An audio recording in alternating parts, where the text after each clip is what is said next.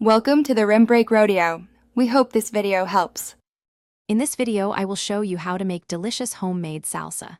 First, let's gather our essential ingredients. You will need 4 ripe Roma tomatoes and 1 14.5-ounce can of whole or diced tomatoes. For aromatics, grab half a red onion and 3 large garlic cloves. For a kick, 1 to 2 jalapeno peppers are perfect. Don't forget 1/3 cup of fresh cilantro, 3 tablespoons of fresh lime juice, and a few key seasonings like cumin and salt. Now, let's get our ingredients ready for blending. Begin by peeling your 3 large garlic cloves and cutting your fresh Roma tomatoes and half a red onion into quarters. If you prefer a milder salsa, carefully halve and deseed your 1 or 2 jalapeno peppers.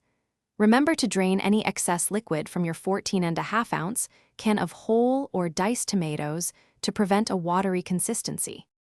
With all your ingredients prepped, it's time to bring them together.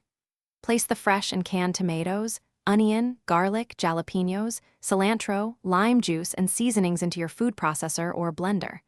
Pulse the mixture a few times until it reaches your desired consistency, whether you like it chunky or a bit smoother.